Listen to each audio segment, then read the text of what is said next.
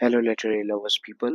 तो आज हम बात करेंगे जॉर्ज ऑल्सन की पोम सन राइट इन माई आई के बारे में। और एक बात का हम खासा ध्यान रखेंगे कि हम सारी चीज़ों को डील करेंगे एक साथ में, चाहे वो समरी हो, चाहे वो टाइटल हो, चाहे वो सेंट्रल थीम हो, या फिर लिटरेरी डिवाइसेस हो, इन वन गो बात का कोई काम नहीं छोड़ेंगे हम। तो explanation, this explanation is by Prakhar Tripathi, which is obviously me, ये मैं ही हूँ। And you are watching study with Prakhar, that is my YouTube channel, and my Instagram handle is Prakash Tripathi 011. If you want notes, do contact me on this number 9336903429. We can share the notes over here. We will share notes in fact. तो सबसे पहले तो short summary बात करने से पहले मैं Charles Olson की बात करना चाहूँगा कि हु इज चार्ल्स ऑल्सन। तो he was born on 27th of December 1910। 27 दिसंबर 1910 में इनका जन्म होता है। 10 जनवरी 1970 में इनका इंतकाल हो जाता है, यानी कि इनका डिमाइस हो जाता है। He is one of the second generation modernist poet. ठीक है, याद रखना, ये बहुत इंपॉर्टेंट है। Second generation modernist poet of America. ठीक है। अगर लिटरेरी मूवमेंट की बात करें तो किस लिटरेरी मूवमेंट को ये बिलोंग करते हैं, तो ये पोस्ट मॉडर्निज्म को बिलोंग करते हैं। मोटा मोटा मान लो 1945 से लेके अभी तक। ठीक है।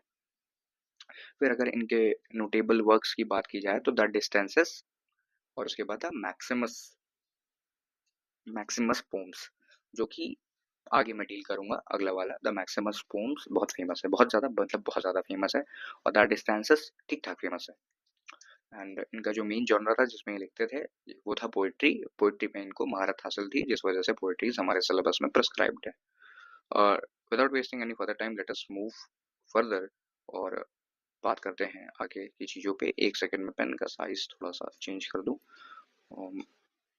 तो वी आर टेकिंग इट 1 2 3 4 हम रखेंगे। कलर हम कर लेते हैं, because we are talking about sun, we will take orange colour now. ठीक है, कोई सेंस नहीं है इस बात का, लेकिन अच्छा लग रहा है। शॉर्ट समरी की बात करें, the poem sun right in my eyes by Charles Olson describes the setting sun's intense and direct impact on the poet. यानी सन का इंटेंस और डायरेक्ट इम्पैक्ट पड़ रहा है किसके ऊपर, पोएट के ऊपर। The speaker feels as if the sun is communicating with him, यानी कि जो हमारे स्पीकर हैं, मोस्ट प्रोबेबली चार्ल्स ऑल्सन, उनको फील हो रहा है कि सन उनसे डायरेक्टली कम्युनिकेट कर रहा है। Urging him to embody its heat and energy before it disappears beyond the horizon. Horizon मतलब एक ऐसी जगह जहाँ पे धरती और आकाश मिलते हैं, जिसको क्षितिज बोलते हैं हिंदी में। तो सन कह रहा है कि मेरी सारी एनर्जी को अपने अंदर समाहित कर लो, इससे पहले कि मैं गायब हो जाऊं। The pome captures the fleeting, जो हमारी पोम है वो फ्लीटिंग, यानी कि फ्लीटिंग एक तरह से भाग जाने वाली इमेज होती है वैसे तो, yet powerful presence of sun as it sets, यानी कि सन जा रहा है, लेकिन जब जा भी रहा है तो भी वो पावरफुल है। इट्स फायरी फेयरवेल, यानी कि सन के अंदर बहुत ज्यादा एनर्जी है, जिसकी वजह से वो फायरी लग रहा है। सेंट्रल थीम की बात करें तो डिटेल्ड एक्सप्लेनेशन देखते हैं सेंट्रल थीम का। The central theme of the poem revolves around the power and intensity of nature, transience and transformation. यानी कि जो सेंट्रल थीम है वो ये है कि नेचर जो है वो पावर का सिंबलाइजर है।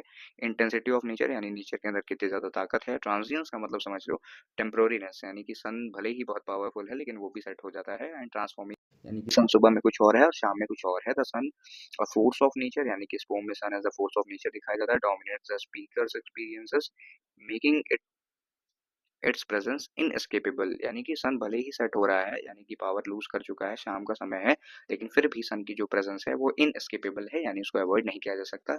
The setting sun symbolises change, endings and passing of energy. यानी कि जो सन सेट हो रहा है वो सिंबलाइज करता है चेंज को, एंडिंग को एंड पासिंग ऑफ एनर्जी को।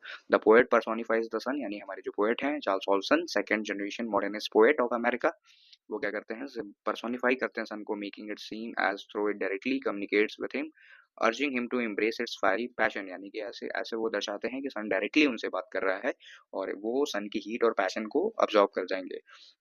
There is also an underlying theme of acceptance of inspiration, acceptance and inspiration as the sun final movements serve as the reminder for the poet to absorb its energy and carry it forward। यानी कि देखो यहाँ पे एक theme और है जो कि छुपी हुई है, वो ये है कि सन भले ही जा रहा है लेकिन जाते जाते भी चीजें दे के जा रहा है, और उसी लेगेसी को कह रहा है कि चार्ल्स ऑल्सन से कह रहा है कि तुम भी इस लेगेसी को कैरी फॉरवर्ड करना।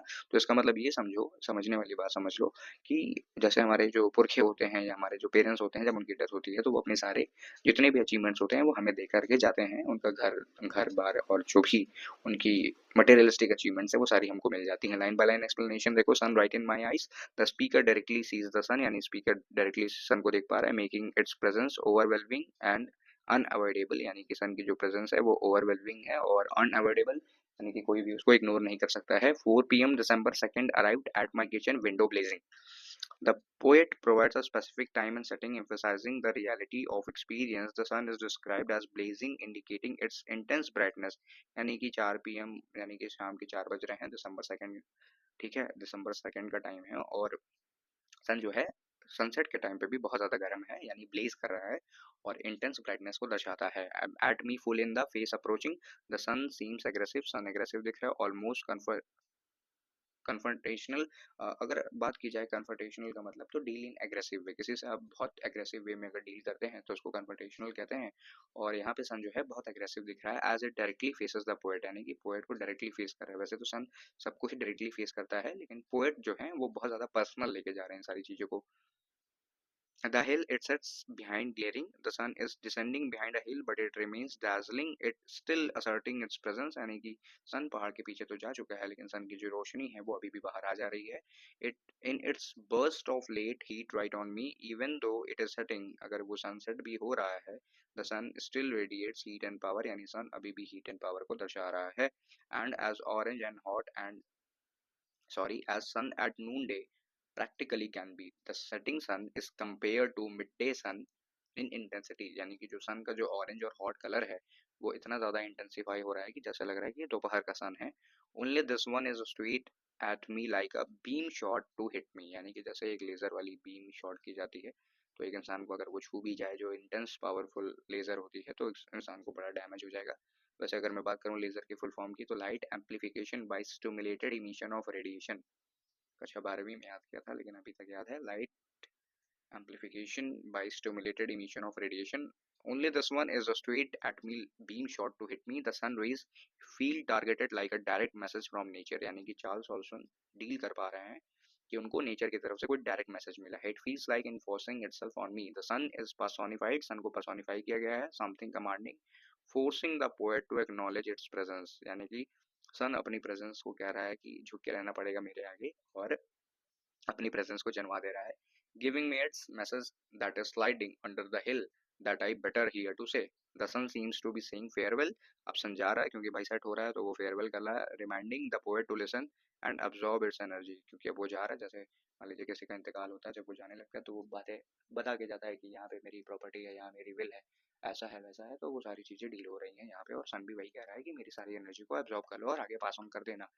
Be hot, man, be hot. The sun's message is for poet to embody its very intensity, to live with passion and power. यानी कि passion and power के साथ जीने की सलाह देता हुआ सन दिखाई दे रहा है। Be hot and orange like I am. The sun urges the poet to mirror its brightness and intensity in life. और जो सन बोला है कि मेरी तरह ही हॉट रहना, मेरी तरह ही ब्राइटनेस को फैलाते रहना, मेरी तरह ही फ्रेंजी रहना, मेरी तरह ही पैशन और पावर को दिखाते रहना। I am sending you this message I exactly to waste. The sun is personified as it deliberately leaves a message before disappearing into the west, यानी sun rises in the east and sun sets in the west। तो यहाँ पे वही वाली बात है कि सन क्या कर रहा है, अपना मैसेज जानबूझ के छोड़ रहा है। ऐसा नहीं है कि ऑल्सन को फील हो रहा है, ऑल्सन को फील करवा रहा है सन कि मैं तुमको ये मैसेज देना चाहता हूँ। I am burning you man, as I leave I am even stronger. The sun in its final moments appears even more intense, leaving a lasting impact। यानी कि समझो ऐसे है कि जब कोई भी आदमी मरने लगता है और खासकर अगर वो पावरफुल और अच्छा है तो उसकी डेथ में भी उसकी पावर दिखती है, यानी कि ही इज सो पावरफुल। और वो इतना ज़्यादा पावरफुल स्पीचेस दे सकता है जैसा कि सन यहाँ पे दे रहा है कि सन भले ही जा रहा है फिर भी पावरफुल है। Now just as I go, I am ready, cooled that much, but still I turn on you and flare. The sun is cooling, जो sun है वो cool हो रहा है, but still flares up one last time before disappearing। यानी कि जब सन जा रहा है, आखिरी टाइम भी जब सन जाने वाला है तो भी अपनी फ्लेयर्स यानी आग को फैला रहा है इधर उधर, आखिरी मोमेंट से पहले कि अब अंतिम झलक दिख रही है। As I start to go but still hot and red now blaring, the sun even in its final moment, यानी कि ब्लेयरिंग का मतलब होता है वैसे तो ब्लास्ट, यानी कि सन अपने फाइनल मोमेंट्स में भी ब्लास्ट कर रहा है हीट का और वो ब्राइट और पावरफुल दिखता है। On the south slope of my disappearance point the sun sets at the specific point making its exit, यानी कि अब वो साउथ के साइड में स्लोप लेता हुआ एग्जिस्ट कर रहा है। The sun sets at specific point, यानी एक स्पेसिफिक पॉइंट के बाद सन दिखना बंद हो जाता है, मार्किंग इट्स एग्जिट, यानी कि अब सन जा चुका है सच में। Now I begin to go hear me, I have sent you the message, I am gone. The sun finally sets, अब सन सच में ढल चुका है, but not before ensuring that its presence has been acknowledged and message received. अब सन इस बात को ensure करके गया है कि उसकी जो बात वो कहना चाहता था वो हमारे Charles Olson second generational poet modernist poet को ये सारी बातें रिसीव हो जाएं. लिटरेरी डिवाइसेस देखा जाए तो पर्सोनिफिकेशन है. The sun is given human like qualities as it seems to directly communicate with the speaker, यानी कि यहाँ पे पर्सोनिफिकेशन है क्योंकि सन डायरेक्टली बात कर रहा है किस स्पीकर से, यानी चार्ल्स ऑल्सन से. I am burning you man, I have sent you the message. ये एग्जांपल है. इमेजरी की बात की जाए, the poet uses vivid imagery. Poet अलग अलग तरह की इमेजरी यूज करता है to create a strong visual and sensory effect. Be hot an orange like I am bleeding on south slope and disappearance point. इस तरह की इमेजरी और सेंसरी इफेक्ट्स को क्रिएट कर रहे हैं Olson. repetition words like be hot, I am, ये जो words हैं be hot, I am is repeated to emphasize urgency and intensity. urgency की देख लो, ध्यान दे लो, अभी तो मैं जा रहा हूँ, नहीं ध्यान दोगे तो तुम्हारा ही नुकसान है. symbolism, the sun represents power. sun represent करता है power को, inspiration को and transformation को. its setting signifies an end but also a passing of energy. यानी कि sun जो जा रहा है भले मर रहा है लेकिन भले मर रहा है यानी कि वो चला जाएगा और अगले दिन आएगा, लेकिन इस बीच में सन तो मर ही नहीं सकता वैसे तो, लेकिन इस बीच में भी वो एनर्जी निकालता हुआ जा रहा है. Enjoyment, the poem flows naturally. Poem naturally flow कर रही है, often carrying thoughts from one line to the next without a full stop, enhancing its intensity and rhythm. यानी कि जो पोम है वो नेचुरली फ्लो कर रही है, कोई मीटर राइम कुछ नहीं है. ऑफन कैरिंग थॉट्स हैं from one line to another the next without a full stop, कोई फुल स्टॉप नहीं है. Enhancing its intensity and rhythm, यानी कि इंटेंसिटी है बढ़िया, और गाना चाहो तो गा भी सकते हो. अब अपना देख दाख लेना कैसे गाओगे. फाइनल थॉट्स की बात करूं, the poem is a powerful meditation on nature's force and lessons it imparts. आई ऊपर रह गया, इम्पार्ट्स यानी कि अगर कोई चाहे तो सन को, राइजिंग सन और इवनिंग सन को देख के, सनसेटिंग सन को देख के मेडिटेट कर सकता है. पीनियल ग्लैंड के लिए थोड़ा साइंटिफिक हो रहा है लेकिन ध्यान दोगे तो समझ में आएगा.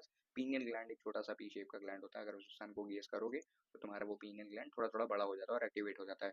The sun's final movements are not just about departure but also about passing on its energy. यानी कि सन के जो फाइनल मूवमेंट्स है वो केवल इस बात को नहीं दर्शाता कि सन जा रहा है, बट सन अपनी एनर्जी को भी पास ऑन कर रहा है.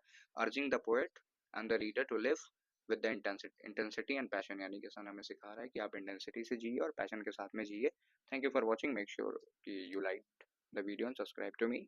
आई hope I have done justice to the poem. बाकी मैंने बहुत जल्दी कवर कर दिया. ऐसे तो मैं लंबी वीडियोस बनाता हूँ लेकिन it is one of the shorter one. Thank you for watching. Long live literature, long live you all.